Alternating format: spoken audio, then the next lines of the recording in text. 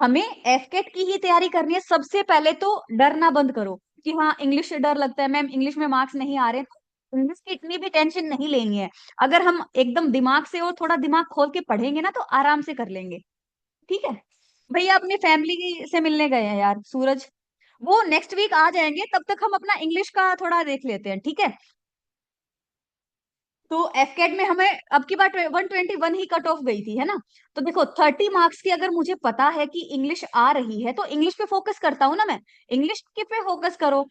और इंग्लिश पे यहाँ पे तुम्हारा ग्रामर वाला और प्रैक्टिस सेट में मैं तुम्हें बता दूंगी कि इवन अगर तुम्हें उस वर्ड का मीनिंग नहीं पता है, स्टिल हम रिस्क लेके एलिमिनेट करके हम उस क्वेश्चन को करेंगे। ठीक है। अब 25 क्वेश्चन हमारे रीजनिंग के आ रहे हैं, और रीजनिंग एकदम लल्लू लाल सब्जेक्ट है। पता है इसके तुम 25 के 25 क्वेश्चन ठीक कर सकते हो। तो ये देखो, अगर तुम रीजनिंग में 75 स्कोर कर रहे हो, और इंग्लिश में मान लो कि तुम्हारे 5 क्वेश्चन मान लो गलत हो गए, 25 यहाँ पे। एक क्वेश्चन कितने मार्क्स का होता है? 3। 25 दिया 75। 75 कितने मार्क्स हो गए? 150। तुम सिर्फ इंग्लिश और रीजनिंग पढ़ के भी अपना एग्जाम निकाल सकते हो, तो बाकी सब्जेक्ट्स की तो नीड भी नहीं है।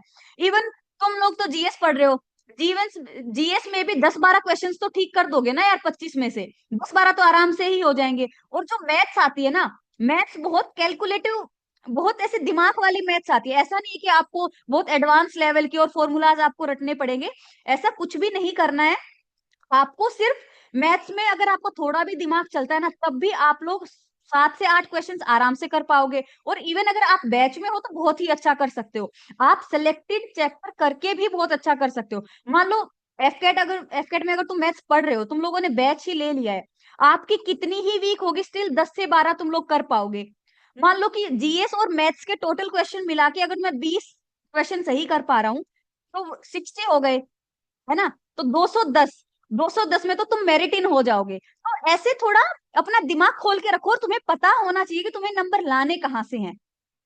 ठीक है। अगर 99 आए यशवर्धन, तो देखो थोड़ा कि तुमने कहाँ गलती की है। तुम रीजनिंग के क्वेश्चन भी गलत कर रहे हो। रीजनिंग ऐसा सब्जेक्ट है जिसमें हम क्वेश्चन गलत करना अफोर्ड नहीं कर सकते हैं। इंग्लिश पे सबसे ज्यादा फोकस करो। उसके बाद मैथ्स में अगर तुम बैच में हो, तुम्हें कुछ नहीं आता है ना, स्टिल तुमने सिर्फ क्लासेस कर ली, तो भी तुम्हारे 10 से 12 मार्क्स आ जाएंगे। खुद से प्रैक्टिस नहीं करोगे तो भी 10 से 12 तुम्हारे क्वेश्चंस बन जाएंगे। और जीएस में तो सिर्फ यूट्यूब वाली क्लासेस से भी तुम लोग कर पाओगे, बैच में हो तो फिर तो क्या ही कहने। सिर्फ क्लासेस क्लासेस करने से तुम लोगों से ना सिर्फ इतना एक्सपेक्टेड है कि यहाँ पे देखो तुम्हारी 1-1.5 घंटे की क्लास होती है। 1-1.5 घंटे डेली क्लास में आओ, डेली उसी क्लास के नोट्स को पढ़ो। और जो यहाँ पे प्रैक्टिस शीट मिल रही है ना रीजनिंग की या फिर मैथ्स की, सिर्फ उतना कर लो यार, एडिशनल कुछ भी मत करो। उतना कर लोगे ना तो भी तुम्हारे बहुत अच्छे मार्क्स आ जाएंगे। ठीक है। अभी चलो पढ़ना शुरू करते हैं। ये सब तुम लोगों को पता चल गया होगा कि देखो, ऐसे अंधाधुंध जब तक पढ़ेंगे ना, हमें यही नहीं पता है कि पढ़ना क्या है। मैं पूरा दिन आईआर पढ़े जा रहा हूँ, एफकेट की मैं तैयारी कर रहा हूँ, तो ऐसे नहीं चलेगा, है ना।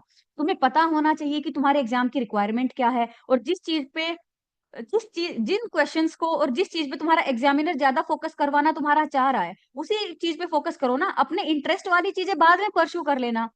इवन अगर मानती हूँ कि तुम्हें इंग्लिश नहीं पसंद है, पसंद नहीं है, लेकिन हमें मार्क्स तो इंग्लिश ही दिलाएगी ना, रीजनिंग ही दिलाएगी, तो मैं पढ़ूंगा, क्योंकि मुझे एग्जाम निकालना है, मुझे अपना इंटरेस्ट नहीं देखना। शादी थोड़ी ना करनी है कि सब कुछ पसंद ही आना चाहिए। 3 महीने पढ़ के साइड करना है। ठीक है। मस्त रूल्स पढ़ते हैं, एकदम टेंशन नहीं लेनी है। मस्त बिंदास पढ़ेंगे, बस आराम से सुनना है, और जो भी मैं लिख रही हूँ ना, उसको प्लीज नोट डाउन करते रहना। कंफ्यूज नहीं होना है, बहुत आराम से बहुत प्यार से पढ़ेंगे। तो क्या करना है तुम लोगों को? बिंदास सुनना है और लिखना है। ठीक है। ठीक है क्या? यस मैम लिख दो एक बार अगर ठीक है तो।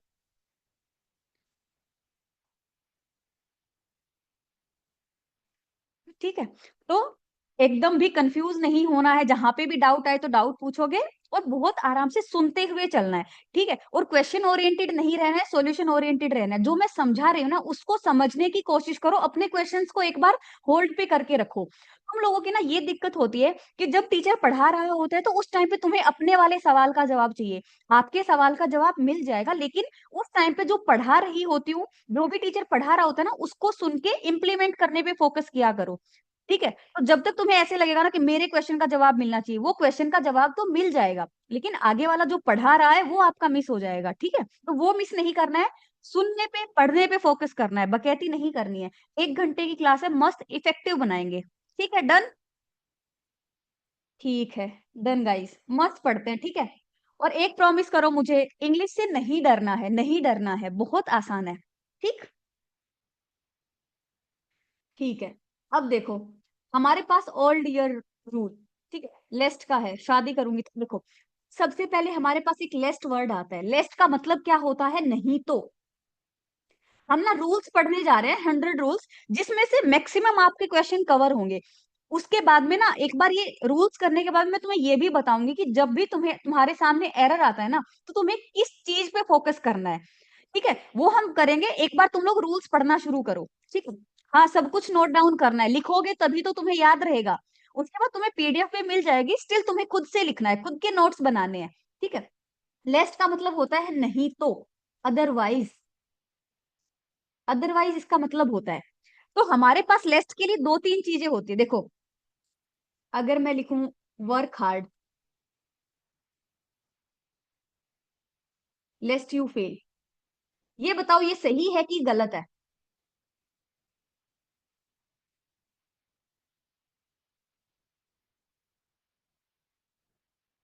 Work hard.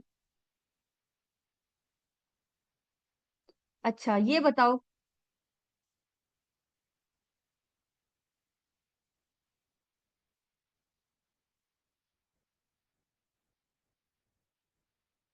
ये जितने भी मैं एग्जांपल्स लिख रही हूँ ना, सब कुछ तुम्हें लिखना है।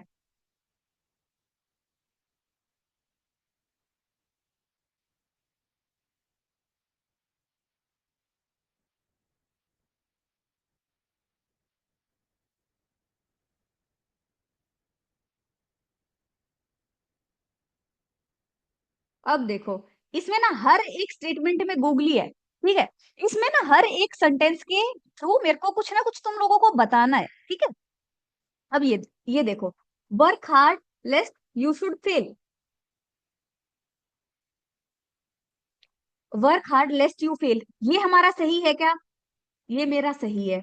Work hard lest you should fail, ये सही है क्या? ये भी सही है। Work hard otherwise you will fail, ये सही है क्या? ये भी सही है। Work hard lest you should not fail, ये सही है क्या? ये गलत है।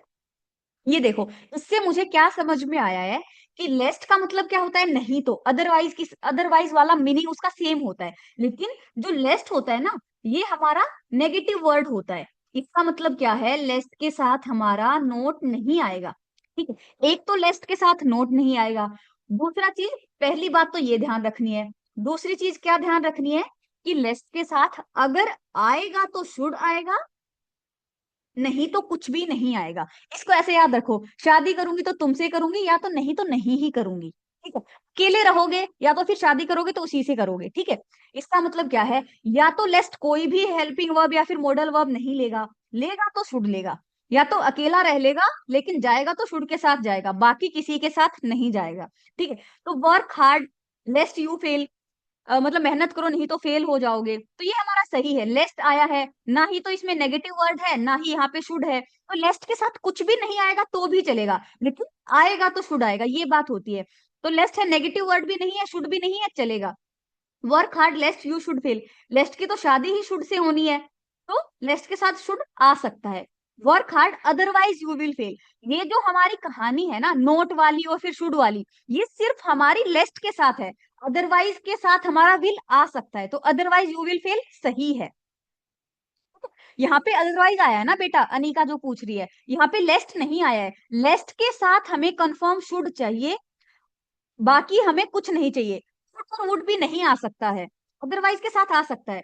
ठीक है। Work hard lest you should not fail, यहाँ पे शुड तो सही दे रखा है, लेकिन यहाँ पे इसने नोट दे दिया, और लेस्ट मेरे पास क्या है? नेगेटिव वर्ड है। और अगर ये ऑलरेडी नेगेटिव वर्ड है तो इसके साथ नोट नहीं आएगा। शुड तो सही है, नोट नहीं आना चाहिए, इसलिए ये गलत हो गया। ठीक है। तो लेस्ट का सिंपल फंडा हमारे पास क्या है? कि लेस्ट के साथ नोट नहीं आता है, और लेस्ट के साथ आएगा तो शुड आएगा, या तो कुछ नहीं आएगा। सिंपल हम प्रेजेंट टेंस यूज कर लेंगे। ठीक है। अब देखो, गूगली क्वेश्चन तुम लोगों से पूछता है, work hard lest you do not fail. पहली बात तो डू कैसे आ जाएगा? ऊपर से लेस्ट मेरे पास नेगेटिव वर्ड है, नोट कैसे आ जाएगा? बी पार्ट में हमारा एरर है। उसे फाइंड आउट करना है।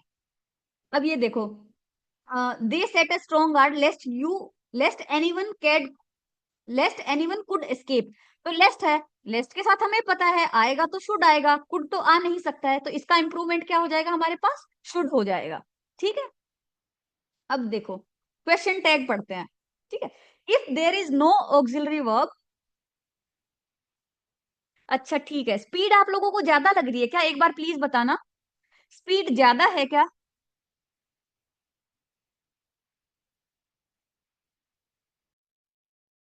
ठीक है, अगर आपको स्पीड ज्यादा लग रही है ना तो मैं दोबारा रिपीट करूंगी, तो आप लोगों को टेंशन नहीं लेनी है उस बात की, 2 बार बोलूंगी तो अपने आप पता चल जाएगा।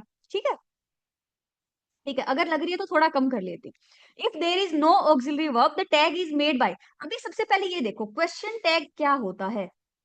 क्वेश्चन टैग, पहली बात तो जो हमारा क्वेश्चन टैग बनता है ना वो किसका बनता है, ऑक्सिलरी वर्ब का।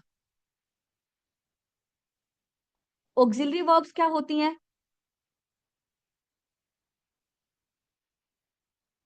ऑक्सिलरी वर्ब्स क्या होती हैं, auxiliary verbs are helping verbs only. Helping verbs को ही तो हम ऑक्सिलरी वर्ब्स बोलते हैं ना। तो इसका मतलब क्या है, जो हमारा क्वेश्चन टैग होता है ना वो हमारा हेल्पिंग वर्ब्स का बनता है, हेल्पिंग वर्ब्स से क्वेश्चन टैग बनता है। ठीक है, अगर मेरे पास पॉजिटिव स्टेटमेंट है तो मेरा क्वेश्चन टैग नेगेटिव बनेगा, अगर मेरे पास नेगेटिव स्टेटमेंट है तो मेरा क्वेश्चन टैग कैसे बनेगा, पॉजिटिव बनेगा। ठीक है, अब ये देखो, if there is no auxiliary verb the tag is made by using do does did. हमें कुछ नहीं याद रखना है, हमें सिंपल, तुम लोगों ने टेंस पढ़े हैं, पढ़े हैं ना सबने टेंस।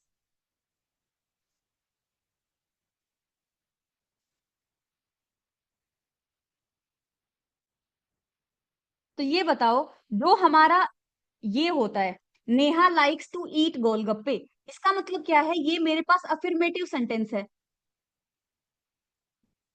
ना, अफर्मेटिव सिंपल सिंपल सेंटेंस है ना, कि नेहा को खाना पसंद है, गोलगप्पे खाना पसंद है। लाइक्स मेरा कहाँ यूज होता है, जो हमारा वर्ब है, वर्ब या तो वी वन या तो फिर वी वन प्लस एस या ई एस, इसमें हम यूज करते हैं, सिंपल प्रेजेंट में यूज करते हैं ना, प्रेजेंट इंडेफिनेट में। और प्रेजेंट इंडेफिनेट की जो, एक मिनट आगे पेज खाली है, देखो हमारे पास जो वर्ब की बेस फॉर्म है या फिर वर्ब के साथ हमारा एस या ई एस लगता है, ये हमारा कहाँ लगता है, प्रेजेंट इंडेफिनिट टेंस में, है ना। और प्रेजेंट इंडेफिनिट्स की हेल्पिंग वर्ब कौन सी होती है, डू या फिर डज। ठीक है, इवन अगर इसका मतलब क्या है, अफर्मेटिव में तो डू या डज लगता नहीं है, या तो नेगेटिव में लगेगा या तो फिर इंटेरोगेटिव में लगेगा। तो अगर मेरे पास सिंपल सेंटेंस आया है तब भी मैं ये तो पहचान पाऊंगी ना कि प्रेजेंट इंडेफिनिट का टेंस है, प्रेजेंट इंडेफिनिट वाली वो स्टेटमेंट है। इसका मतलब क्या है, अगर आपको वी वन मिलता है या फिर वी वन प्लस एस या ई एस मिलता है, इसका मतलब प्रेजेंट इंडेफिनिट टेंस है। प्रेजेंट इंडेफिनिट्स की हेल्पिंग वर्ब्स क्या होती हैं, डू या डज। इसका मतलब क्या है, हमारा जो क्वेश्चन टैग बनेगा वो डू या डज से बनेगा। एक बार सिर्फ तुम लिखते जाओ जो मैं बोल रही हूँ, वो क्वेश्चन बताऊंगी ना तब तुम्हें समझ में आएगा। अब देखो, जो हमारी वी टू है, वी टू हम कब यूज करते हैं, पास्ट इंडेफिनिट में यूज करते हैं। पास्ट इंडेफिनिट में हम वर्ब की सेकंड फॉर्म यूज करते हैं ना, और पास्ट इंडेफिनिट की हेल्पिंग वर्ब क्या होती है हमारी, डिड होती है। इसका मतलब अगर मेरे को एक सेंटेंस में वी टू मिल रहा है तो उसका क्वेश्चन टैग बनेगा डिड से। ठीक है, अगर मेरे को वी वन या फिर वी वन प्लस एस या ई एस मिल रहा है तो उसका क्वेश्चन टैग किससे बनेगा, डू या डज से। इसको ना हम ऐसे समझाते हैं, ये देखो, हमारे पास जो क्वेश्चन टैग बनता है ना वो हेल्पिंग वर्ब का बनता है ना, हेल्पिंग वर्ब होती है जो ऑक्सिलरी वर्ब होती है। लेकिन अगर किसी सेंटेंस में हेल्पिंग वर्ब नहीं है तो हम डू डज या डिड से उसका क्वेश्चन टैग बनाते हैं। लेकिन ऐसा क्यों है, ये तो क्वेश्चन आएगा ना, हम रटने थोड़ी ना बैठेंगे, हर एक चीज को रटने बैठेंगे तो पेपर में याद ही करते रह जाएंगे, याद नहीं करना है। इसको समझो कि अगर मेरे एक सेंटेंस में मेरे पास हेल्पिंग वर्ब नहीं है तो मैं डू डज डिड से क्यों बनाती हूँ, क्योंकि मेरे पास ये मेन वर्ब गिवन है, और ये मेन वर्ब जो गिवन है ना ये सिंपल प्रेजेंट इंडेफिनिट की है। और प्रेजेंट इंडेफिनिट की जो मेरे पास वर्ब होती है वो डू या डज होती है।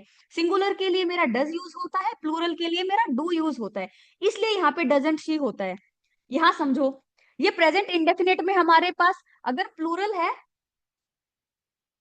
प्लूरल के लिए V1 और सिंगुलर के लिए V1 प्लस SEIS, ठीक है। अब देखो V1 है तो इसका मतलब प्लूरल है, V1 प्लस SEIS है मतलब सिंगुलर है, और प्रेजेंट इंडेफिनिट टेंस होता है, और प्रेजेंट इंडेफिनिट टेंस की हमारी हेल्पिंग वर्ब्स कौन सी होती है, डू या डज। इसलिए हम डू या डज से क्वेश्चन टैग बनाते हैं, क्योंकि क्वेश्चन टैग हमारा हेल्पिंग वर्ब्स का बनता है, ठीक है। अब इसमें ये देखो V2, V2 जो है वो हमारा कौन सा टेंस होता है, पास्ट इंडेफिनिट टेंस होता है, और पास्ट इंडेफिनिट टेंस की हमारी हेल्पिंग वर्ब कौन सी होती है, डिड होती है, और क्वेश्चन टैग किसका बनता है, हेल्पिंग वर्ब का बनता है, तो हम डिड से हेल्पिंग वर्ब बनाते हैं। इसको समझो। चलो अगर तुम्हें ये समझ में आया तो अच्छी बात है, या फिर इसको ऐसे भी याद कर लो कि if there is no auxiliary verb, अगर किसी भी सेंटेंस में हेल्पिंग वर्ब नहीं है तो हम क्वेश्चन टैग बनाते हैं डू, डज या डिड से। अगर मेरे पास V2 है तो मैं डिड से बनाऊंगी, अगर मेरे पास V1 या फिर V1 प्लस एस या ES है तो मैं डू या डज से बनाऊंगी। अब देखो नेहा लाइक्स, लाइक्स है इसका मतलब सिंगुलर है ना, तो सिंगुलर डज हम यूज करते हैं सिंगुलर के लिए, ठीक है, और डू हम यूज करते हैं प्लूरल के लिए, ठीक है। तो नेहा मेरे पास सिंगुलर है, लाइक्स मेरे पास सिंगुलर है, Neha likes to eat golgappe, doesn't she, ठीक है। तो यहाँ पे मेरे पास डज नहीं था, स्टिल मुझे पता है कि प्रेजेंट इंडेफिनिट टेंस की बात हो रही है, या फिर हमारा सिंपल लाइक्स आया है, एस या ES आते से ही डज में भी तो एस या ES आ रहा है ना, इसको ऐसे भी याद रखो। सिंगुलर में हमारे पास क्या होता है, एस या ES आता है, एस या ES, तो डज में भी तो एस या ES ही आ रहा है ना, तो इसका मतलब क्या है, एस या ES आते से ही डज से हम हेल्प वो बनाएंगे, क्वेश्चन टैग बनाएंगे। अमन प्लेड वेल, प्लेड मेरा क्या है, V2 है, V2 देखते से ही डिड से बनाएंगे, ठीक है।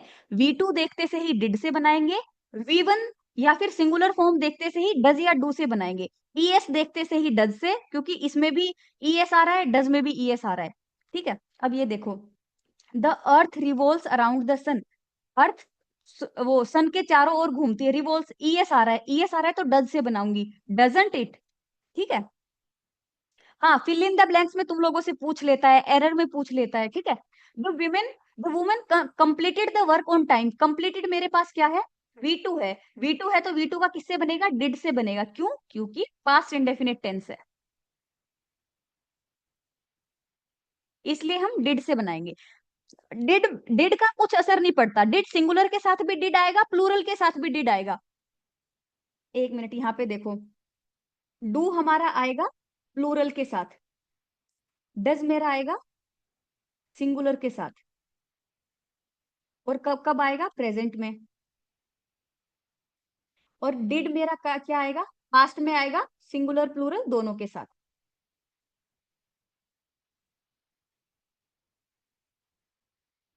दोनों के साथ आता है, समझ में आया इतना।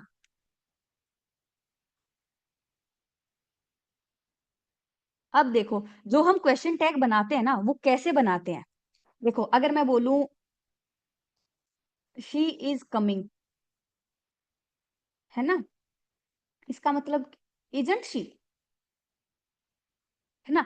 ये क्वेश्चन टैग बनते कैसे हैं, इसका भाव समझो एक बार। अगर मैं बोलूं वह आ रही है, नहीं आ रही है क्या, ऐसे बोलते हैं ना कि she is coming isn't she, मतलब वह आ रही है, वह नहीं आ रही है क्या। अगर मैं बोलूं she is ill, isn't she, वह बीमार है, नहीं है क्या, मतलब बीमार नहीं है क्या, हम ऐसे पूछते हैं ना। तो she is ill, she is ill, तो हमारा जो इज एम आर है ना, उसका हमेशा हमारा इज एम आर, मतलब अगर नेगेटिव है तो पॉजिटिव कर देंगे, पॉजिटिव है तो नेगेटिव कर देंगे। जो इज है उसका हमारा क्या बनता है, इजंट। ये एब्रीविएशन फॉर्म होती है, शॉर्ट उसको एब्रीविएट करके, जो छोटा साइज करके उसको लिखते हैं, ठीक है। एम का क्या बनता है, एम का बताइए जरा, एम का क्या बनेगा, आर का क्या बनता है, आरंट, डिड का क्या बनता है, डिडंट, डू का क्या बनता है, डोंट, डज का क्या बनता है, ये क्वेश्चन टैग लिख लो कि किसका क्या बनता है, डजंट, ठीक है। चेल का क्या बनता है, चैंट, विल का क्या बनता है, वोंट, और हमारा वोज का क्या बनता है, वोजंट, वर का क्या बनता है? वरंट। हाँ, एम का हमारा आरंट ही बनता है। ठीक है, एम का हमारा आरंट ही बनता है, एमेंट कुछ नहीं होता है, एमेंट कुछ नहीं होता है, एम का आरंट ही बनता है। ठीक है, अब देखो। ठीक है, ये हो गया। और हमारे पास मॉडल वर्ब्स होती हैं। हमारे पास शुड का क्या बनता है? अब देखो मॉडल वर्ब्स क्या होती है, ये देखो। Modal verbs, modal verbs are helping verbs only. Helping verbs only. और हमें पता है कि जो क्वेश्चन टैग होता है वो हेल्पिंग वर्ब का ही बनता है। समझ रहे हो? ठीक है, तो शुड का क्या बनता है? शुडंट। कुड का कुडंट।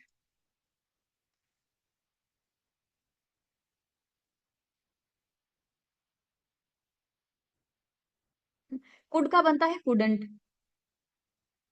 वुड का वुडंट। ठीक है, कैन का कांट। कुड का कुडंट। अच्छा, कुड का तो हो गया। ठीक है, अब ये देखो, इसमें ना तीन एक्सेप्शन होते हैं हमारे पास। एक हमारे पास होता है यूज्ड टू। यूज टू किसके लिए यूज टू हम किसके लिए यूज करते हैं? आदि होना, मतलब पास्ट की हैबिट के लिए। यूज टू हम यूज करते हैं पास्ट की हैबिट के लिए। और पास्ट में हम कौन सी हेल्पिंग वर्ब यूज करते हैं? V two. ठीक है, और वी टू अगर यूज करते हैं पास्ट में तो वी टू का हम क्वेश्चन टैग किससे बनाते हैं? डिड से।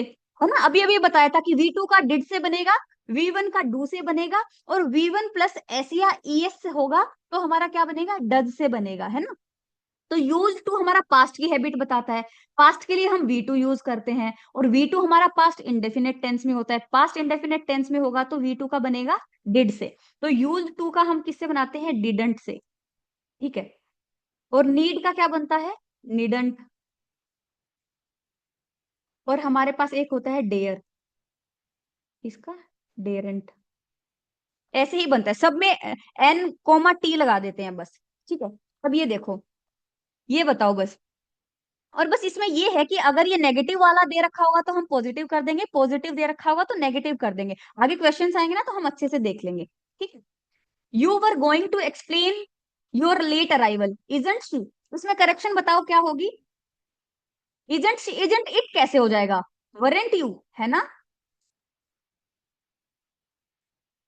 Warrant you. अगर साथ साथ स्पीड तुम मेंटेन नहीं कर पा रहे हो तो आपको ये स्लाइड मिलेगी, तब आप कुछ बची हुई चीजें नोट डाउन कर लेना। ठीक है, अभी सुनने पे ज्यादा फोकस करो और रनिंग नोट्स बनाओ बस। ठीक है, तो वरेंट यू हो जाएगा, हमारा सी पार्ट में एरर है। अब देखो, हमें अगर सिंपल सिंपल पता ही है, अगर सेंटेंस में मेरे पास नोट गिवन है तो मैं पॉजिटिव क्वेश्चन टैग बना दूंगी। अगर नोट गिवन नहीं है तो मैं नेगेटिव क्वेश्चन टैग बना दूंगी। लेकिन जब मेरे पास नोट भी गिवन ना हो तब भी पॉजिटिव क्वेश्चन टैग बनेगा, तब हम क्या करेंगे? है ना, क्वेश्चन तो वहां से आएगा। ये देखो, कुछ ऐसे वर्ड्स होते हैं जो होते ही नेगेटिव हैं। अगर वो ऑलरेडी नेगेटिव है तो उनका क्वेश्चन टैग पॉजिटिव बनेगा। ठीक है, देखो हार्डली। हार्डली का मतलब क्या होता है? मुश्किल से ही, या फिर न के बराबर। तो hardly, scarcely, बेयरली, rarely, neither. Neither में तो एन आ रहा है ना, नोट होता है। Seldom, little, few, none, nothing, nobody. और ये सारे वर्ड्स हमारे क्या होते हैं? ये सारे वर्ड्स हमारे नेगेटिव होते हैं। तो इनका जो क्वेश्चन टैग होता है पॉजिटिव क्वेश्चन टैग होता है इनका। ठीक है, ये देखो, बार्किंग डॉग सेल्डम बाइट। भौंकने वाले कुत्ते काटते नहीं है, इसका मतलब ये बोलना चाह रहा है। तो इसका मतलब क्या है? ये देखो, डॉग्स मेरा क्या है? प्लूरल है। तो पहली बात तो अगर ये नेगेटिव है तो पॉजिटिव बनेगा। बी एलिमिनेट करो। ठीक है, और इट कैसे हो जाएगा? बार्किंग डॉग्स है ना, डॉग्स तो ज्यादा है तो इट नहीं होगा, हमारा क्या हो जाएगा? Do they. मतलब बार्किंग डॉग्स नहीं काटते हैं, काटते हैं क्या? इसका मतलब ये क्या पूछना चाह रहा है? ऐसे बोल के देखा करो खुद से कि बार्किंग डॉग सेल्डम बाइट। भौंकने वाले कुत्ते काटते नहीं है, काटते हैं क्या? है ना, ऐसे बोलते हैं ना, तो डू दे। ठीक है, इट हार्डली रेन्स हियर। तो हार्डली हमारा क्या होता है? नेगेटिव होता है। इट आया है, इट आया है तो क्या करेंगे? It hardly rains here. तो डज इट। ठीक है, नहीं, इज इट नहीं होगा, डज इट होगा। इट रेन्स हियर है ना, हमारे पास डज इट होगा। एस आई एस आया, एस आई एस आया है तो हमारे पास डज होगा। He did a little work. तो अ लिटिल है, देखो यहाँ पे क्या लिखा है? लिटिल लिखा है। तुम लोगों को लिटिल और फ्यू में डिफरेंस पता है क्या? देखो, एक हमारे पास होता है, एक मिनट स्क्रीन बड़ी करती हूँ।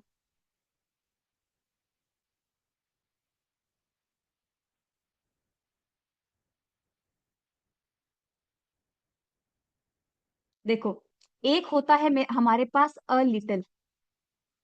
अ लिटिल का मतलब क्या होता है? थोड़ा सा, कि कुछ तो होगा।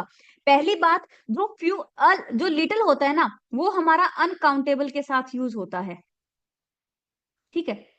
और फ्यू होता है, वो काउंटेबल के साथ यूज होता है, ठीक है। अब देखो, फ्यू और जो लिटिल होता है ना, उसका मतलब होता है ना के बराबर।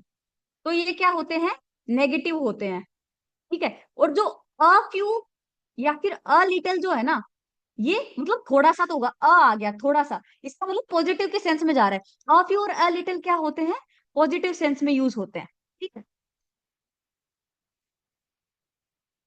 ठीक है। फ्यू हमारा काउंटेबल के साथ आता है, और जो लिटिल होता है वो हमारा अनकाउंटेबल के साथ आता है। और लिटिल का मतलब होता है ना के बराबर। अ फ्यू और अ लिटिल मतलब थोड़ा सा तो होगा ही। और द फ्यू और द लिटिल का मतलब स्पेसिफिक चीजों के लिए आता है, डेफिनेट के लिए। अगर आपको पता है कि द आर्टिकल का यूज हम कहाँ करते हैं, तो द फ्यू और द लिटिल का भी समझ जाओगे। जैसे जिस चीज का ऑलरेडी जिक्र हो चुका होता है ना, उसके लिए हम यूज करते हैं द लिटिल और द फ्यू का। जहां पे द आर्टिकल का यूज करेंगे, वहां पे ही द फ्यू और द लिटिल का यूज कर सकते हैं। अ लिटिल मेरा पॉजिटिव होता है, पॉजिटिव होता है तो इसको एलिमिनेट करो। ही डिड अ लिटिल वर्क, उसने थोड़ा सा काम किया, तो didn't, he did a little work, हाँ डिडंट ही होगा। उसने काम किया मतलब पॉजिटिव है, पॉजिटिव है तो इसका मतलब क्या है? नेगेटिव से बनेगा तो डिडंट ही बनेगा, ठीक है। ही डिड लिटिल वर्क, देखो यहाँ पे ये क्या आ गया? नेगेटिव आ गया। नेगेटिव आ गया तो क्या बनेगा? ही डिड लिटिल वर्क, उसने मतलब काम नहीं किया, उसने ना के बराबर काम किया। नेगेटिव है तो इसका क्या बनेगा? पॉजिटिव बनेगा। इसका आंसर डी हो जाएगा। इसका आंसर हमारे पास क्या हो जाएगा? डी। अब ये देखो, फ्यू है तो इसका मतलब क्या है? नेगेटिव है। नेगेटिव है तो पॉजिटिव से बनेगा, तो few teachers did the work, तो डिड दे। इज दे थोड़ा कैसे कर सकती हूँ मैं? डिड दे करूंगी, है ना। तो इसका आंसर मेरा क्या हो जाएगा? डी हो जाएगा। अब देखो क्वेश्चन टैग, ये मस्त चीज है। ये देखो, हैज, हैव, हैड, तुम लोगों ने वर्ब्स पढ़े हैं। एक मेरे पास देखो वर्ब होता है। हमारे पास ना 5 टाइप की वर्ब्स होती हैं। पेज देख लेते हो एक बार, है क्या? अच्छा पीछे ही बता दो। ये देखो, ठीक है। मेरे पास क्या होता है? 5 तरीके की वर्ब होती हैं। एक मेरे पास V1 होता है, एक V2 होता है, एक V3 होता है, एक V4 और एक V5, है ना। V1 क्या होता है? प्लूरल फॉर्म होता है, हैव। V2 क्या होता है? हैड। V3 क्या होता है? हैड। V4 क्या होता है? हैविंग। और V5 क्या होता है? हैज। ठीक है। तो ये बताओ, जो क्वेश्चन टैग होता है वो हमारा क्या होता है? हेल्पिंग वर्ब का ही क्वेश्चन टैग बनता है, ठीक है। अब ये बताओ, ये सारी की सारी हेल्पिंग वर्ब्स कब होती हैं? जब इनके, हेल्पिंग वर्ब आती क्यों है ये बताओ। हेल्पिंग वर्ब हेल्प करने के लिए आती है, और किसकी हेल्प करेगी? मेन वर्ब की हेल्प करेगी। इसका मतलब क्या है? ये हेल्पिंग वर्ब कब बनेंगी? जब इनके साथ कोई मेन वर्ब गिवन हो, है ना। हेल्पिंग वर्ब आती किसके लिए? मेन वर्ब की हेल्प करने के लिए। तो अगर ये हेल्पिंग वर्ब इनको बनना है, इसका मतलब मेन वर्ब की जरूरत है। तो अगर इन वर्ड्स के साथ में, मतलब हैज, हैव और हैड, अगर इन तीनों के बाद अगर एक और वर्ब गिवन है, तो क्वेश्चन टैग इन्हीं से बनेगा, हैज, हैव और हैड से, ठीक है। अगर इनके साथ मेरे पास एक और वर्ब गिवन नहीं है, अगर इनके साथ एक और वर्ब गिवन नहीं है, इसका मतलब ये टेंस के बिहाफ पे आए हैं। अब मेरे पास V1 कहाँ यूज होता है? V1 प्लस में V5 हमारे पास कहाँ यूज होता है? प्रेजेंट इंडेफिनिट टेंस में यूज होता है, पता है ना सबको। आई हैव अ कार, मेरे पास एक कार है, प्रेजेंट इंडेफिनिट टेंस में। और हेड कहाँ यूज होता है? पास्ट इंडेफिनिट में। अभी अभी थोड़ी देर पहले तुम्हें बता के आई हूं, यहाँ पे V2 दिखे, ये V2 दिखेगी तो इसका क्वेश्चन टैग किससे बनाएंगे? डिड से। और अगर ये हैव दिखेगा तो इसका क्वेश्चन टैग किससे बनाएंगे? डू से। और हैज दिखेगा तो इसका क्वेश्चन टैग किससे बनाएंगे? डज से। समझ रहे हो? अगर मैं बोलूं आई हैड अ कार, मेरे पास एक कार थी, तो यहाँ पे हैड के साथ अगर इसका सिंपल हमें क्या समझना है, अगर हैज हैव हैड के बाद में एक और वर्ब अगर आ रही है तो question tag has have had से ही बनेगा। अगर हैज हैव हैड के बाद में एक और वर्ब नहीं आ रही है, इसका मतलब हैज हैव और हैड हमारे हेल्पिंग वर्ब्स नहीं है। तो इसका मतलब ये टेंस के लिए आए हैं। तो टेंस के लिए आए हैं तो अगर हैज और हैव आ रहा है तो हम डू या डज से बनाएंगे, और हैड अगर आया है तो हम डिड से बनाएंगे। ठीक है, और क्यों बनाएंगे? क्योंकि हेड मेरे पास V2 है, और V2 हम कहाँ पे यूज करते हैं? सिंपल पास्ट में यूज करते हैं। और हैज और हैव हम सिंगुलर और प्लूरल के साथ यूज करते हैं प्रेजेंट में, इसलिए डू या डज से बनाएंगे। I have a beautiful pen, मेरे पास एक ब्यूटीफुल पेन है, नहीं है क्या? है मेरे पास। ठीक है, तो आई के लिए हम क्या यूज करते हैं? डू, तो डोंट आई हो जाएगा, हैव नहीं होगा। हैव, हैज हैव हैड के साथ में हमें हैज हैव हैड से क्वेश्चन टैग तब बनाना है जब इसके साथ एक और वर्ब गिवन हो। जब मेरे पास सेंटेंस में अकेला हैज हैव हैड रहेगा तो मैं डू डज डिड से बनाऊंगी, जैसा मैंने पहले पेज पे एक्सप्लेन किया था। ये देखो, ये किया था ना, ये किया था कि जब मेरे पास V1 या फिर V1 प्लस एस या ES होगा तो डू या डज से बनाऊंगी, और V2 अगर मेरे पास होगा तो मैं किससे बनाऊंगी? डिड से बनाऊंगी। सेम काम हो रहा है, और इसी बात को बताने के लिए मैंने तुम्हें यहाँ पे ये बातें बताई हैं, हैव हैड हैड हैविंग और हैज वाला। ये V1 है मेरे पास, ये V1 में एस या ES जोड़ के हमारा हैज बनता है। तो V1 या फिर V1 प्लस एस या ES मेरे पास होंगे तो मैं डू या डज से बनाती हूँ। V2 होता है तो मैं किससे बनाती हूँ? डिड से। और हेड हमारा V2 होता है ना। ठीक है, I have a beautiful pen, तो आई के साथ हमारा क्या यू लगता है? डू लगता है, तो डोंट आई हो जाएगा। I had my lunch, had मेरा पास क्या होता है? V2 होता है, तो V2 क्या होगा? Didn't I. ठीक है, you have to phone a car, तो हैव आया है, हैव के साथ एक और वर्ब नहीं है, इसका मतलब क्या है? डू लगेगा। ये याद रखो बस। हैज के लिए लगता है डज जब अकेला हैज हो, हैव के लिए लगता है डू, और हेड के लिए लगता है डिड। तीन चीजें याद रखनी है, ये बस पीछे की मैंने स्टोरी समझाई है कि ऐसा क्यों होता है। अगर आपको नहीं समझ आया है तो सिर्फ इतना याद करिए, अगर हैज हैव हैड के साथ एक और वर्ब नहीं है तो हैज का बनेगा डज से, हैव का बनेगा डू से, हेड का बनेगा डिड से। ठीक है, you have to phone a car, don't you. ठीक है, क्योंकि यू के लिए डू यूज करते हैं। She had her bedroom, had है, हैड है तो हमारा क्या हो जाएगा? Didn't she. ठीक है, समझ में आया है क्या? एक बार बता दो। इसमें ना सिंपल ये था कि मेरे पास अगर हैज हैव हैड के साथ एक और वर्ब गिवन है तो क्वेश्चन टैग बनेगा हैज हैव हैड से ही। अगर मेरे पास हैज हैव हैड अकेला अगर किसी सेंटेंस में आया है तो हैज का बनेगा डज से, हैव का बनेगा डू से, और हैड का बनेगा डिड से। और ऐसा क्यों होता है ये बात यहाँ पे एक्सप्लेन की है, अगर किसी को समझ आई है तो बहुत अच्छी बात है, नहीं आई है तो रट लो। ठीक है, अब देखो, let's have a class shall we, let's not disturb him, shall we, let's. जब भी हमारे पास कोई भी सेंटेंस है वो लेट्स से शुरू हो रहा है ना, उसका मतलब क्या होता है? लेट्स। लेट्स का मतलब क्या होता है? Let us. और अस किसके लिए हम यूज करते हैं? ऑब्जेक्टिव केस किसके लिए आता है? वी के लिए। और वीक में जब भी हम यूज करते हैं, जब भी हम इंटेरोगेटिव यूज करते हैं ना, तो आई एंड वी के साथ हम शेल का यूज करते हैं। हम ये नहीं बोलते विल वी गो, हम क्या बोलते हैं? Shall we go. ठीक है, तो आई एंड वी के साथ हम क्या यूज करते हैं? शेल यूज करते हैं। तो ये यहाँ पे ये क्या होता है? Let us have a class. तो लेट अस में क्या होता है? अस होता है, अस का मतलब क्या होता है? वी होगा तो शेल से ही बनेगा हमारा, इसलिए हमारा लेट्स के साथ हमेशा शेल लगता है। तुम्हें क्वेश्चन होना चाहिए कि विल क्यों नहीं लगा, क्योंकि यहाँ पे वी होता है।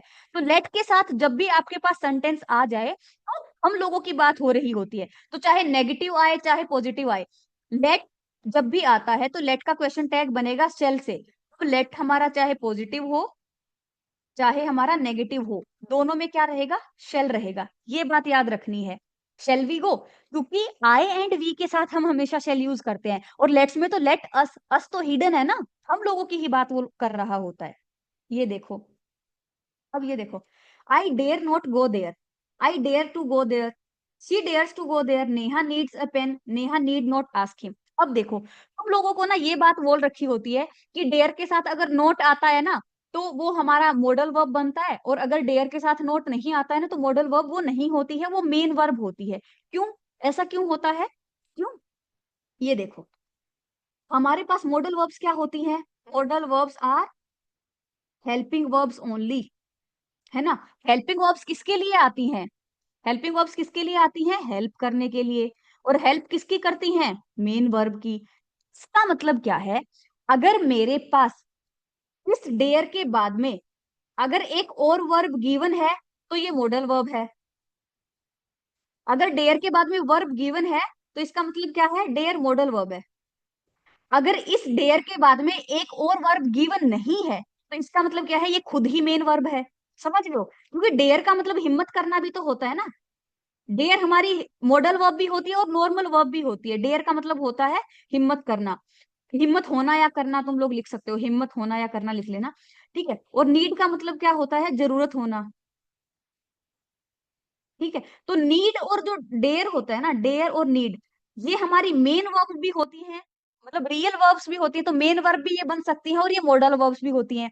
हमें कब पता चलेगा कि कब ये मॉडल वर्ब है और कब ये मेन वर्ब है? अगर मॉडल वर्ब होगी, तो इसके बाद एक और वर्ब आएगी।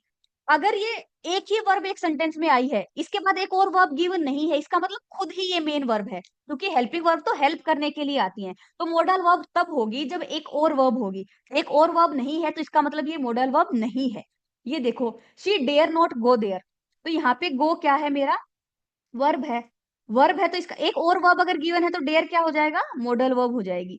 यहाँ पे देखो, she dares to go there, यहाँ पे ये जो गो है ना, ये वर्ब नहीं है हमारी, टू गो है। ये टू गो मेरा इन्फिनिटिव है, ये जो टू गो है ना, ये मेरा इन्फिनिटिव है। अभी के लिए तुम बस इतना याद रखो, जो हमारा टू प्लस वी वन होता है ना, टू के साथ जब भी वर्ब की बेस फॉर्म आ जाए, तो टू प्लस वी वन मेरा क्या होता है? इन्फिनिटिव होता है, वर्ब नहीं होता है वो। ठीक है। इसका मतलब क्या है? इस सेंटेंस में एक ही वर्ब गिवन है, एक ही वर्ब गिवन है, तो डेयर्स मेरा क्या हो जाएगा? हमारा मेन वर्ब हो जाएगा। और वैसे भी एस ई आई एस लग गया मॉडल, और उसमें हम ऐसा खेला नहीं कर सकते हैं कि एस लगा दिया, ई एस लगा दिया।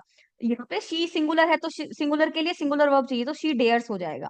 She Neha needs a pen, तो नीड्स कैसे हो जाएगा? मॉडल वर्ब तो नीड का नीड ही रहेगा, नीड्स नहीं बन सकता है। नेहा नीड्स अ पेन, तो नेहा को जरूरत है एक पेन की, इसका मतलब ये क्या है?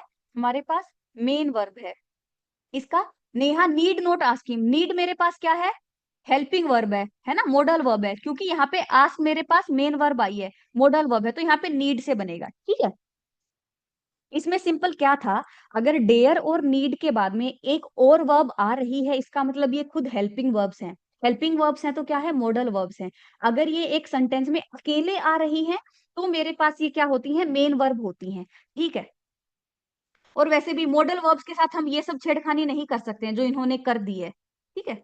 वो भी आप याद रख सकते हो सिंपल। लेकिन ये मैं तुम्हें कंसेप्चुअल क्लैरिटी दे रही हूँ कि ऐसा होता क्यों है और कैसे ये चीजें होती हैं। रटो मत कि नोट आ गया तो ये हो जाएगा वो हो जाएगा। ये देखो ना कि अगर हेल्पिंग वर्ब है तो मेन वर्ब होगी, और अगर मेन वर्ब एक और गिवन नहीं है, इसका मतलब वो खुद ही मेन वर्ब है। खुद ही मेन वर्ब है तो हेल्पिंग वर्ब नहीं है, हेल्पिंग वर्ब नहीं है तो मॉडल वर्ब नहीं है। समझ में आया क्या बोलना चाह रही हूँ मैं? थोड़ा अगर तुम लोग ऐसे कंसेप्ट्स को जानोगे ना, तो तुम लोगों का दिमाग खुल जाएगा। अब ये देखो, some people could write well while others, यहाँ पे कुड डिडंट कैसे हो जाएगा? कुड का तो हमारा किससे बनता है? कुडंट। ठीक है, कुडंट हो जाएगा। अब ये देखो,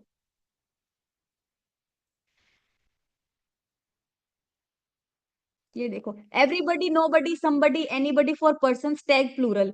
जब मेरे पास ये सारे वर्ड्स गिवन होते हैं ना, एवरीबडी, नोबडी, समबडी, तो इनका जो प्लूरल टैग बनता है वो प्लूरल बनता है। और जब हम किसी इंसान की बात करें, ठीक है, और जब हम किसी चीज की बात करें, चीजों के लिए हम जो टैग बनाते हैं वो सिंगुलर बनाते हैं। क्वेश्चंस देखो एक बार, एवरीबडी वॉज प्रेजेंट, एवरीबडी तो किसी इंसान की बात हो रही है ना। पर्सन की बात होगी तो प्लूरल टैग, और थिंग की बात होगी, किसी चीज की बात होगी, सिंगुलर टैग। एक बार मैं रिपीट कर दूंगी, एक बार बस सुनते जाओ। ठीक है। एवरीबडी वॉज प्रेजेंट तो प्लूरल टैग बनेगा, तो ये तो बनेगा नहीं। आरंट दे कैसे बन सकता, वर दे कैसे बन सकता है, वर दे कैसे बन सकता है, ये पॉजिटिव है ना, पॉजिटिव है तो नेगेटिव चाहिए, और वॉज है तो पास्ट में ही चाहिए, तो इसका क्या बन जाएगा, वरंट दे। देखो एवरीथिंग वॉज प्रेजेंट, थिंग की बात हो रही है, थिंग की बात हो रही है तो सिंगुलर से बनेगा, तो वॉजंट इट। ठीक है, nobody was present, weren't they, nothing was available, wasn't it. समझ रहे हो, जब जब किसी चीज की बात करूंगी तो सिंगुलर टैग, किसी इंसानों की बात करूंगी तो प्लूरल टैग, ये याद कर लेना। एवरीबडी, नोबडी, समबडी, इन सब का क्वेश्चन टैग प्लूरल बनता है। एवरीथिंग, नथिंग, समथिंग, एनीथिंग, इनका क्वेश्चन टैग सिंगुलर बनता है। ठीक है, अभी एक बार दोबारा से आ जाओ, हम पढ़ रहे हैं क्वेश्चन टैग्स। क्वेश्चन टैग में क्या होता है कि जब मेरे पास कोई भी क्वेश्चन टैग किसका बनता है, क्वेश्चन टैग हमारा हेल्पिंग वर्ब का बनता है। अगर मेरे पास एक सेंटेंस में हेल्पिंग वर्ब गिवन नहीं है तो मैं डू, डज या डिड से बनाऊंगी, अगर हेल्पिंग वर्ब गिवन नहीं है तो। ठीक है, अगर मेरे पास सिंपल वी वन का बनाऊंगी मैं, जो वर्ब की बेस फॉर्म है ना, इसका क्वेश्चन टैग बनाऊंगी डू से। V1 प्लस एस या ES का क्वेश्चन टैग बनाऊंगी डज से, और V2 का बनाऊंगी डिड से। इसका रीजन मैंने समझाया था, अगर समझ नहीं आया है तो याद कर लो।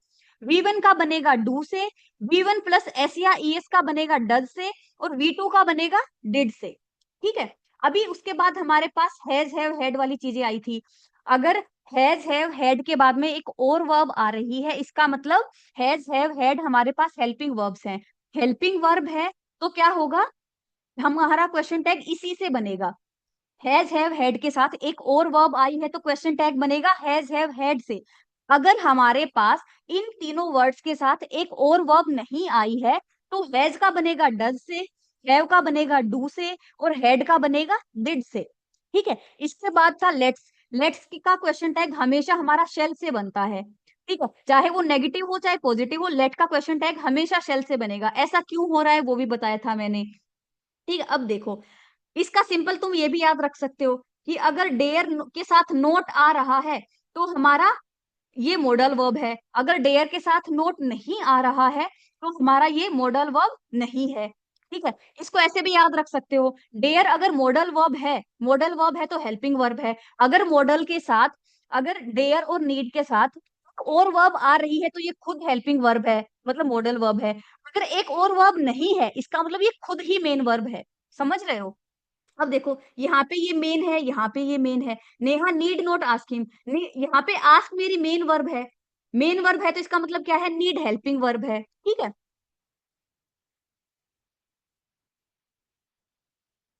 ठीक है, ओके। ये देखो, इन इम्पेरेटिव स्टेटमेंट्स जो हमारा क्वेश्चन टैग बनता है, ऑर्डर, रिक्वेस्ट, एडवाइस और सजेशन होता है। इम्पेरेटिव स्टेटमेंट्स कौन से होते हैं, इम्पेरेटिव स्टेटमेंट्स वो हमारे स्टेटमेंट्स होते हैं, एक मिनट पेन चेंज कर लेते हैं।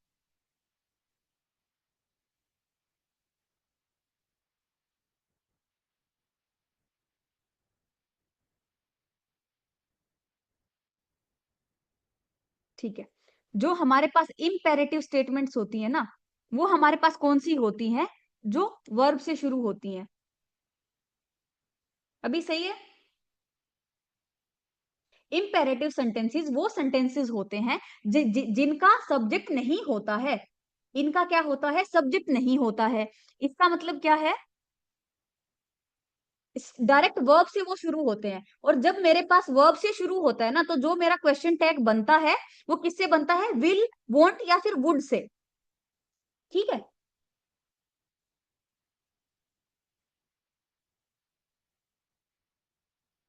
तो जब मेरे पास कोई भी सेंटेंस है वो वर्ब से अगर शुरू हो रहा है तो उसका क्वेश्चन टैग कैसे बनेगा, विल, वॉन्ट या फिर वुड से। इन तीनों में भी पहली बात तो तीनों ऑप्शन में आएंगे नहीं, तो तीनों अगर ऑप्शन में आ जाए, ये थोड़ा सा एक कंसेप्ट बता रही हूँ 2 मिनट का। अगर तीनों ऑप्शन में आ जाए तो आप प्रायोरिटी किस चीज को दोगे, है ना।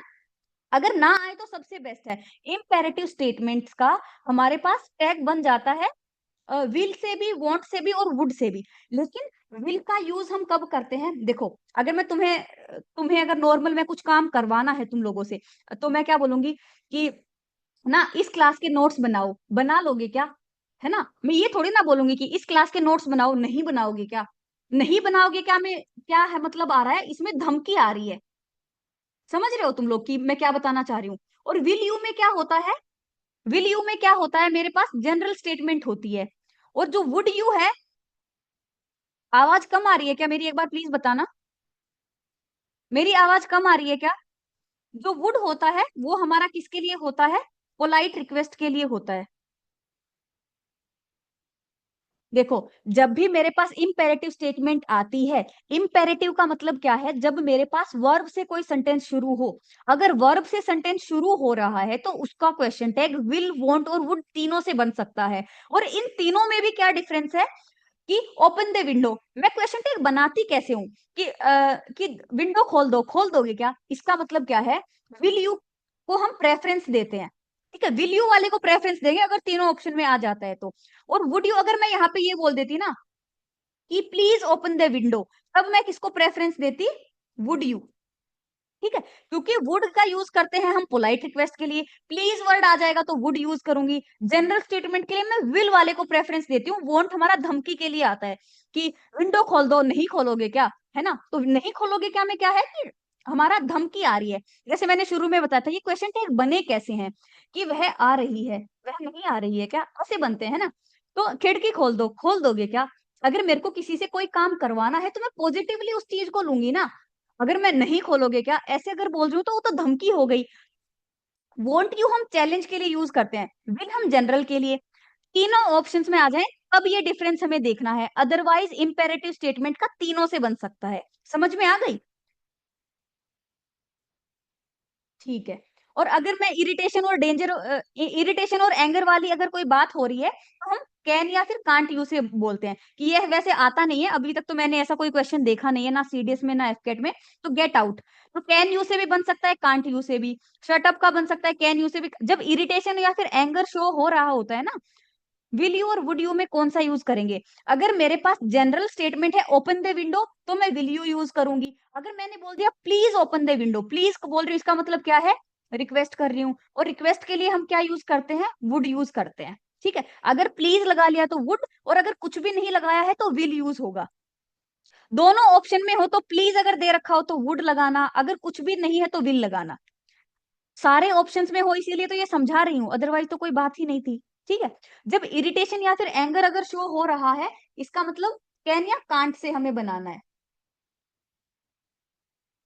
ठीक है, अब देखो, हमारे पास दो वर्ब्स होती हैं, एक्शन वर्ब होती है, नॉन एक्शन वर्ब होती है। एक्शन का मतलब क्या होता है, जिसमें कोई क्रिया हो रही होगी। नॉन एक्शन का मतलब क्या होता है, स्टेटिव वर्ब होता है। स्टेटिव वर्ब क्या होती है, देखो स्टेटिव वर्ब आया ही कहां से है ये वर्ड, स्टेट से। स्टेट का स्टेट राज्य नहीं, हमारा ज्योग्राफी वाला स्टेट की बात नहीं हो रही है। स्टेट यहाँ पे अवस्था, कि किसी चीज की स्टेट बताना। ठीक है, अब ये देखो कि अगर मैं यहाँ पे बोलूं आई एम प्लेइंग, ठीक है, तो आई एम प्लेइंग, तो आई एम प्लेइंग में प्ले कोई क्रिया हो रही है ना, प्लेइंग मेरे पास क्या हो गई, एक्शन वर्ब हो गई। अगर मैं बोल दूं आई एम इल, इसका मतलब क्या है, एम मेरा क्या हो गया, स्टेटिव वर्ब हो गई। अगर मैं बोलूं द फूड टेस्ट्स गुड, और मैं बोलूं ही वर्क्स गुड। ठीक है, एक ये बात देखो, जो एक्शन वर्ब होती है ना उनको क्वालिफाई हमारा एडवर्ब करता है, और जो हमारी नॉन एक्शन या फिर स्टेटिव वर्ब होती है उनको क्वालिफाई हमारा एडजेक्टिव करता है। ठीक है, द फूड टेस्ट गुड, इसको मैं ऐसे भी तो लिख सकती हूँ ना कि द फूड इज गुड।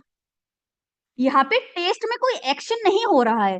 ठीक है, ठीक है, रोटी बनानी है, 10-15 मिनट पढ़ लो यार, रोटी तभी तो अच्छी लगेगी, थोड़ा पढ़ोगे, है ना। द फूड टेस्ट गुड, तो यहाँ पे क्या है कि खाने का जो टेस्ट है ना वो अच्छा है, यहाँ पे एक्शन नहीं हो रही है, उस खाने की अवस्था बताई जा रही है कि खाना कैसा है, खाना अच्छा है। तो the food taste good, taste क्या है मेरी, स्टेटिव वर्ब है, स्टेटिव वर्ब है।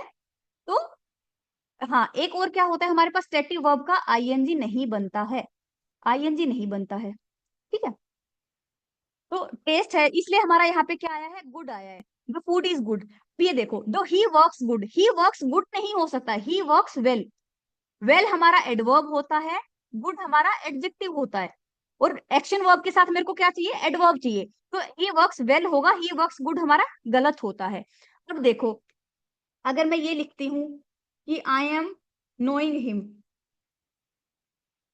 ये सही है क्या, बताना जरा।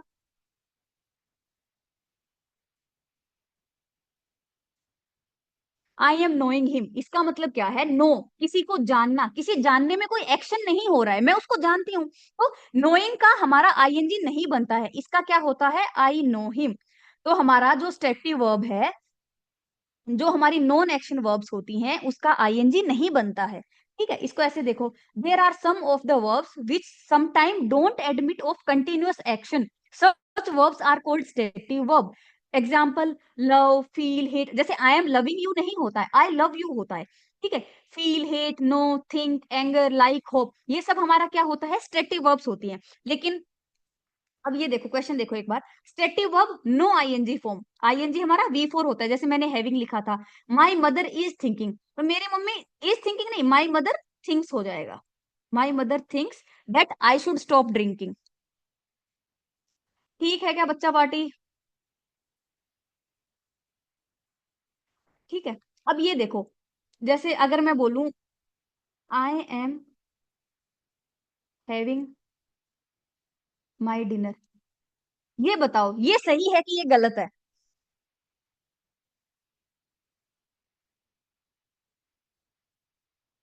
किसको सही, अगर मैं लिखूं, ये मेरी फर्स्ट स्टेटमेंट है, ये मेरी सेकंड स्टेटमेंट है।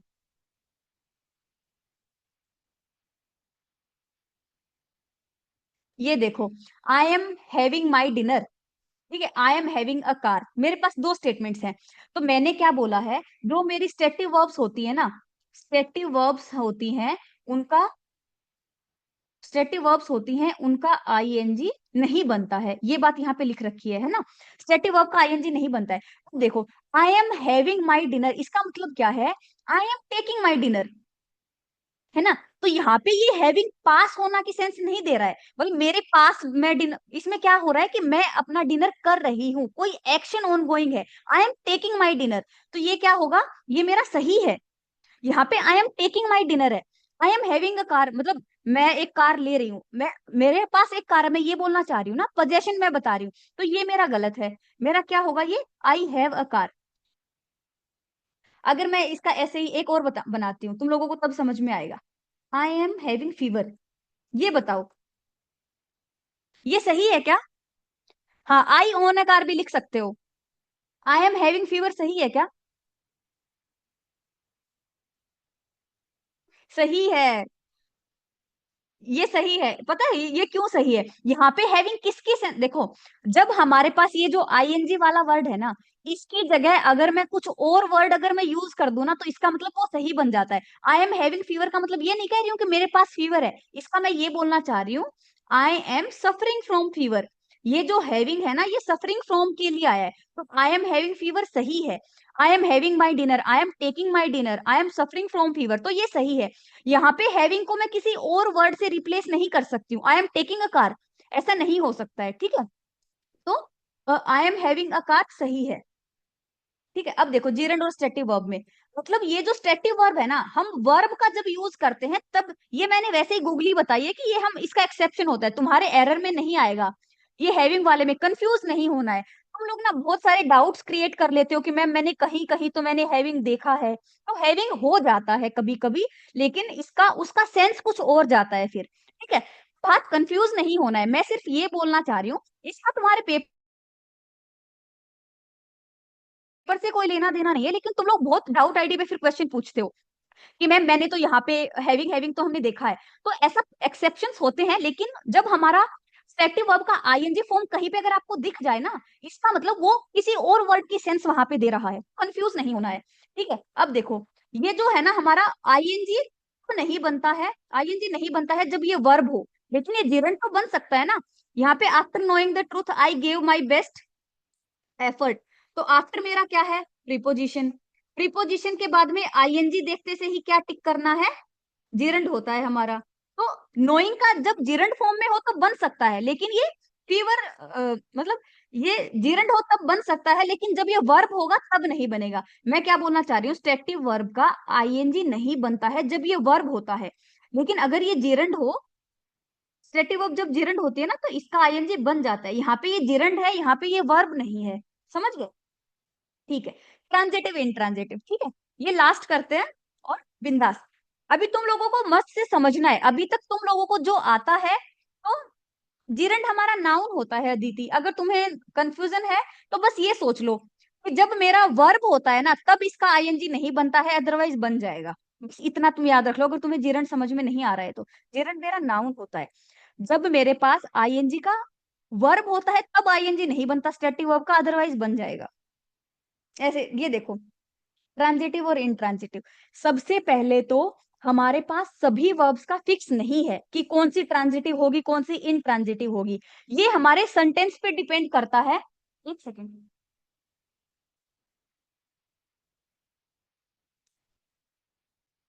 ये हमारे सेंटेंस पे डिपेंड करता है कि कब वो वर्ब ट्रांजिटिव बनेगी, कब वो इंट्रांजिटिव वर्ब बनेगी। ठीक है। ट्रांजिटिव वर्ब्स क्या होती हैं? जिसमें हमारे वर्ब का डायरेक्ट ट्रांसफर होता है टू द ऑब्जेक्ट। मतलब वर्ब के डायरेक्ट बाद जब ऑब्जेक्ट आएगा ना, तब हमारा क्या होगा? ट्रांजिटिव वर्ब होगा। ठीक है। अगर मेरा वर्ब के बाद में ऑब्जेक्ट नहीं आ रहा है, तब भी इंट्रांजिटिव होगा। या फिर वर्ब के बाद में प्रीपोजिशन आ रहा है और उसके बाद अगर ऑब्जेक्ट आ रहा है, तब भी मेरा इंट्रांजिटिव होगा। अब एक वर्ब है ना, वो हमारी ट्रांजिटिव भी हो सकती है, इंट्रांजिटिव भी हो सकती है। कैसे? देखो, ही इज प्लेइंग फुटबॉल, तो ही इज प्लेइंग व्हाट? यहाँ पे प्ले मेरा क्या है? वर्ब है। वर्ब के डायरेक्ट बाद ऑब्जेक्ट आ गया, तो इसका मतलब क्या है? हाँ, जस्ट है। हाँ, हैड माई डिनर भी सही होगा। आई हैड माई डिनर मतलब I have taken my dinner, मतलब मैंने अपना डिनर कर लिया है, सही है वो भी। ही इज प्लेइंग फुटबॉल, प्लेइंग मेरे पास क्या है? वर्ब है, और वर्ब के बाद डायरेक्ट ऑब्जेक्ट आ गया, इसका मतलब क्या है? वो ट्रांजिटिव वर्ब है। ट्रांजिटिव को ऐसे याद रखो, ट्रांजिटिव में ट्रांस वर्ड आ रहा है ना, ट्रांस को ट्रांसफर करो, है ना। तो मतलब वर्ब के बाद डायरेक्ट ट्रांसफर होता है किस चीज का? ऑब्जेक्ट का डायरेक्ट ट्रांसफर होता है। तो जिस वर्ब के डायरेक्ट बाद अगर ऑब्जेक्ट आ रहा है तो ट्रांजिटिव, उसके बाद ऑब्जेक्ट ना आ रहा हो, चाहे चाहे प्रीपोजिशन के बाद ऑब्जेक्ट आ रहा हो, हर केस में इंट्रांजिटिव। वर्ब का ऑब्जेक्ट है तो ट्रांजिटिव, अदरवाइज हमेशा intransitive. He is playing football, playing क्या है मेरे पास? वर्ब है, तो ही इज प्लेइंग व्हाट? फुटबॉल मेरा ऑब्जेक्ट है ना, तो ये मेरा हो गया, ये मेरा ट्रांजिटिव वर्ब हो गई। अगर मैं बोलूं ही इज प्लेइंग, यहाँ पे बताओ प्लेइंग कौन सी वर्ब है?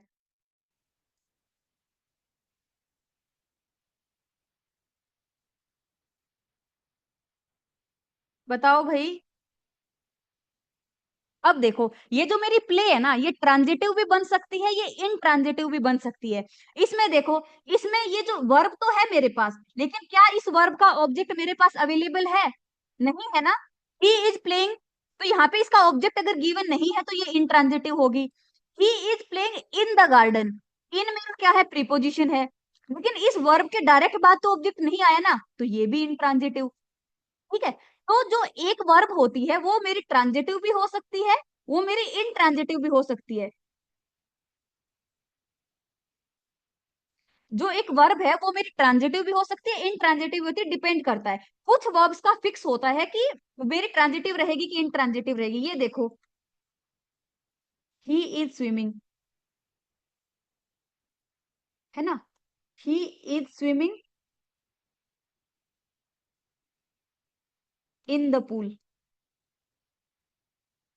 वह तैर रहा है। ठीक है। ही इज स्विमिंग, क्या इस वर्ब का ऑब्जेक्ट मेरे पास है? इसका ऑब्जेक्ट नहीं है, इसका मतलब क्या है? ये इनट्रांजिटिव है। He is swimming in the pool, यहाँ पे इन मेरे पास क्या है? प्रीपोजिशन है। क्या इस वर्ब के डायरेक्ट बाद मेरे को ऑब्जेक्ट मिला? ये मेरी वर्ब है, इसके बाद डायरेक्ट ऑब्जेक्ट मिला? नहीं मिला। नहीं मिला तो क्या है? इनट्रांजिटिव है।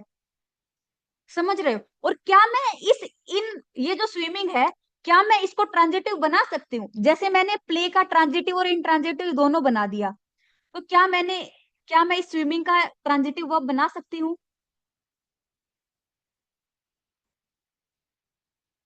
बताओ, बना सकती हूँ क्या? नहीं, तो ही इज स्विमिंग वॉट थोड़ी ना बोल सकती हूँ मैं, प्ले के लिए तो बोल सकती हूँ कि ही इज प्लेइंग वॉट, वह क्या खेल रहा है। मैं ये थोड़ी ना बोल सकती हूँ कि वह क्या तैर रहा है, सिंपल तैर रहा है। इसका मतलब क्या है, ये जो स्विम है ना, ये ट्रांजिटिव नहीं बन सकती है। जैसे हमारे पास स्विम हो गई, रीच हो गया, ठीक है, कुछ और भी वर्ब्स हैं, ये हमारी क्या होती है, हमेशा इंट्रांजिटिव रहती है, कुछ फिक्स है। ऐसे ही कुछ ट्रांजिटिव का भी फिक्स है, ठीक है। तो स्विम और रीच हमारी इंट्रांजिटिव होती हैं। हमारा अराइव क्या होती है, अराइव हमारी हमेशा ट्रांजिटिव रहती है। ही अराइव्ड एट द स्टेशन, नहीं, हाँ, he is swimming free style, वह कैसे तैर रहा है, फ्री स्टाइल तैर रहा है, लेकिन फ्री स्टाइल हमारा ऑब्जेक्ट नहीं है, फ्री स्टाइल हमारा एडवर्ब है, ठीक है। तो ये हमारा स्विमिंग हमारी हमेशा इंट्रांजिटिव ही रहेगी, ठीक है। अब ये देखो, हमारे पास क्या है, आई कास्ट माई वोट येस्टरडे, ये बताओ इसमें क्या आंसर है। पहली बात, कास्ट तो हो नहीं सकता, कास्ट कैसे हो जाएगा, आई मेरा क्या होता है, प्लूरल प्रोनाउन होता है ना, पता होगा तुम लोगों को। तो प्लूरल प्रोनाउन के साथ एस या एस तो हो नहीं सकता, कास्ट होता है। तुम लोगों, वाह यार, तुम लोग बहुत इंटेलिजेंट हो, है ना। तो जो हमारा कास्ट होता है ना, वो कास्ट कास्ट ही रहता है। ब्रॉडकास्ट, तो ब्रॉडकास्ट ब्रॉडकास्ट ही होता है। ये ब्रॉडकास्टेड नहीं होता है, कभी भी ईडी मत लगाना, ऐसे ही टेलीकास्ट होता है।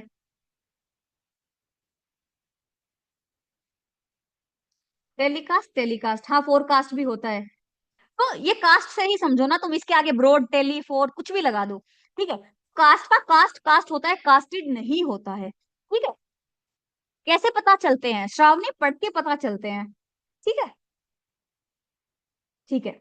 फेवरेट्स वर्ब्स, जिसमें तुम लोग बहुत ज्यादा कंफ्यूज होते हो, ठीक है, ये वर्ब्स लिख देती हूँ, और कल जब क्लास में आओगे ना, तो सारी वर्ब्स तुम्हें रटी हुई होनी चाहिए। रट लोगे क्या, अरे बोलो, रट लोगे क्या, ठीक है, बस यही होमवर्क है आपका, ठीक है। देखना, अब कुछ वर्ब्स मैं लिखती हूँ।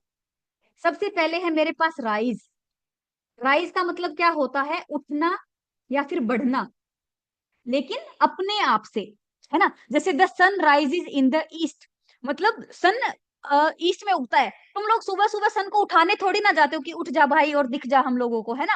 वो अपने आप उठता है। तो राइज का मतलब क्या होता है, उठना या बढ़ना अपने आप से। इसके क्या होते हैं, रोज होता है, राइजन होता है, ठीक है। एक हमारे पास क्या होता है, रेज, रेज का मतलब क्या होता है, उठाना या फिर बढ़ाना। समझ रहे हो, किसी चीज को बढ़ाना, जैसे मैं तुम लोगों को बोलूं कि रेज योर हैंड, अपना हाथ उठाओ, मतलब किसी और के द्वारा वो काम किया गया है। इसका मतलब क्या होता होता है, रेज्ड और रेज्ड होता है, ठीक है। एक होता है हमारे पास फाइंड, फाइंड का मतलब क्या होता है, पाना। वो चाबी पाने वाला पाना नहीं होता है, पाना, किसी चीज को पाना, ढूंढना किसी चीज को, फाइंड, ठीक है। तो इसका क्या होता है, फाउंड होता है, फाउंड होता है, ठीक है।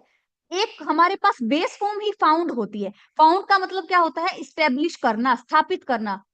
ओके, एरर्स में बहुत आता है यार ये क्वेश्चन, इसीलिए बता रही हूँ, ठीक है। तो इस क्लास में मैं कुछ भी बताऊं ना, तो प्लीज उसको ध्यान देना है, ठीक है। फाउंड का मतलब क्या होता है, स्टेब्लिश करना। उसके V2 V3 क्या होते हैं, फाउंडेड और फाउंडेड, ठीक है। एक होता है हमारा हैंग, ठीक है। हैंग का मतलब होता है फांसी लगाना, फांसी देना किसी को, ठीक है। इसका V2 3 V3 क्या होता है, हैंग, हैंग। एक होता है हमारे पास हैंग, हैंग का मतलब क्या होता है, लटकाना। इसका V2 V3 क्या होता है, हंग, हंग, ठीक है। किसी चीज को लटकाना, जैसे कपड़े लटकाते हैं हम हैंगर पे, है ना, वो वाले लटकाना, कपड़े लटकाना वाला, ठीक है। अब एक देखो, एक होता है हमारे पास फ्लाई, जट करके फलाई आया, ऐसा कुछ पंजाबी गाना भी है ना। फ्लाई का मतलब क्या होता है, उड़ना।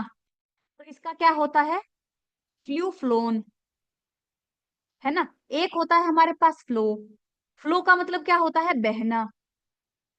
इसका क्या होता है, फ्लोड, फ्लोड। समझ रहे हो। और एक सबसे टफ वाली, ठीक है। एक होता है हमारे पास लाई लाई ले, ये तुम लोगों को बहुत लगेगा, ठीक है। लाई लाई ले, देखो ये अच्छे से समझना, लाई का मतलब क्या होता है, झूठ बोलना। ये बस लास्ट है, थोड़ा धैर्य बनाना बस, ठीक है। तो झूठ बोलना, झूठ बोलने का क्या होता है, लाइट, जैसे ही लाइट टू मी, उसने मुझसे झूठ बोला। तो इसको रटने मत बैठो, थोड़ा याद रखो, ठीक है। तो लाई का मतलब क्या होता है, झूठ बोलना। तो तुम लोग ऐसे सेंटेंसेस बना के पढ़ो कि ही लाइड टू मी, उसने मुझसे झूठ बोला। तो लाई का मतलब होता है झूठ बोल, जब झूठ बोलना होता है तो इसका क्या मतलब होता है, लाइड, लाइड। और एक लाई का मतलब होता है लेटना, ठीक है। इसका क्या होता है, ले, लेन, ठीक है। ये हम उसमें बहुत आता है, एरर्स में हमेशा आएगा।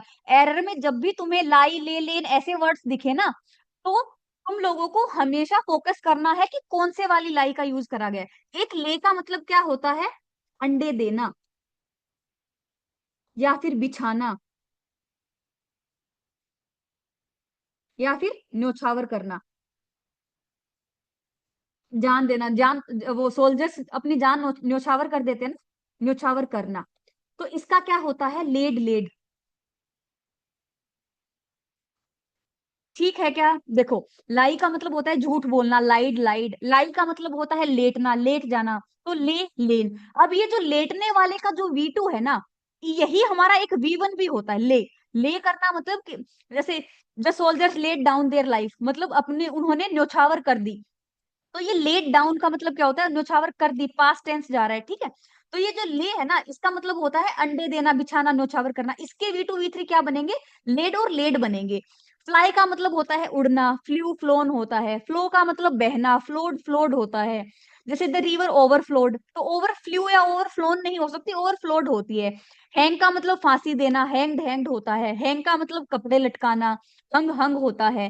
फाइंड का मतलब होता है पाना, किसी चीज को ढूंढना, पाना है ना, फाइंड करना। फाउंड, फाउंड होता है। एक फाउंड का मतलब होता है स्टेब्लिश करना, ये बहुत बार एरर्स में आता है, ठीक है।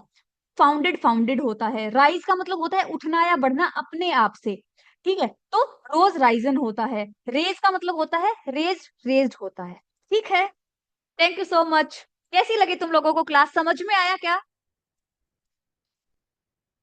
समझ में आया क्या बच्चा पार्टी।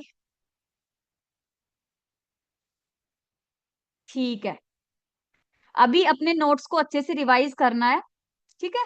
अभी जो भी पता है, इसको 10 मिनट लगेंगे। अभी तुम लोग मस्त खाना वाना खा के, और क्या करना है, स्लाइड्स गो थ्रू करना है या फिर अपने नोट्स को गो थ्रू करना है, ठीक है। और पढ़ाई को इंटरेस्टिंग लेके पढ़ोगे ना तो मजा आएगा यार, ठीक है। पढ़ाई से दूर नहीं भागना है, क्योंकि पढ़ाई ही तो हमारा करियर बनाएगी। तो जो चीज हमारा करियर बनाएगी, उससे पीछे नहीं हटना है। खुद को इंडल्ज करो, पढ़ना शुरू करो थोड़ा सा, ठीक है। और रीजनिंग वगैरह करना शुरू करो यार, उसके टेस्ट लगाया करो। और फिर जो क्वेश्चन आपसे नहीं बन रहे हैं ना, उसकी पर्टिकुलर क्लास देख लो, दोबारा क्लास देख लो। बाकी तुम लोग बैच में हो तो तुम्हें तो किसी चीज की नीड ही नहीं है, ठीक है। मजे करो, खुश रहो, ज्यादा ज्यादा पढ़ो, कम मस्ती करो, क्योंकि मस्ती करेंगे एकेडमी जाके, ठीक है। तो एफकेट के लिए टेंशन नहीं लेनी है।